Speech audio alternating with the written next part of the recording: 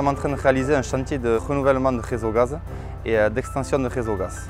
On est sur la commune de Saint-Paul-et-Dax, un chantier d'une longueur importante de 1500 mètres où on va mêler deux techniques de renouvellement de réseau. Donc on aura une partie en renouvellement de réseau acier et une partie en renouvellement de réseau polyéthylène. Pour la partie acier, donc nous on s'occupe de tout ce qui est déroulage et pose de réseau et une entreprise spécialisée par GRDF vient pour faire les soudures. En polyéthylène, on réalise et le déroulage et les soudures et les mises en pression. Sur ce chantier, on a deux environnements assez distincts. On a une partie départementale où on peut avoir des voitures à vitesse assez élevée et l'entrée de la ville de Saint-Paul-et-Dax, donc avec des commerces, des riverains, donc plus de trafic routier. Ça nécessite pour nous beaucoup de vigilance, beaucoup de signalisation,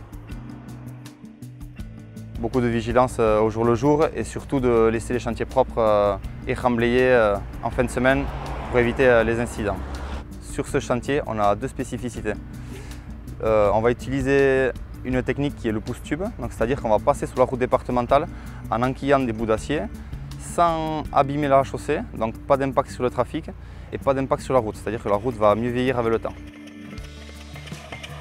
Deuxième chose, on est à Saint-Paul-et-Dax, dans les Landes, c'est-à-dire ici un sol très sablonneux. Une partie du sable va pouvoir être réutilisée donc, en partie haute de la tranchée, en partie basse on va mettre du sable de dune qui va englober le tuyau gaz neuf. Et le surplus on va l'évacuer dans une carrière à côté, à la carrière de Pontonx, qui eux vont pouvoir le traiter pour pouvoir après le réutiliser par la suite.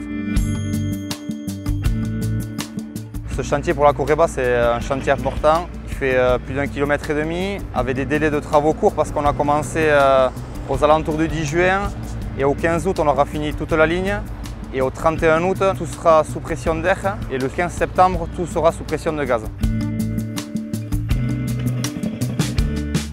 C'est donc un chantier complexe de par sa longueur, de par le trafic routier, mais par contre intéressant parce qu'au niveau environnement, on va récupérer une grande partie et très peu de déchets évacués.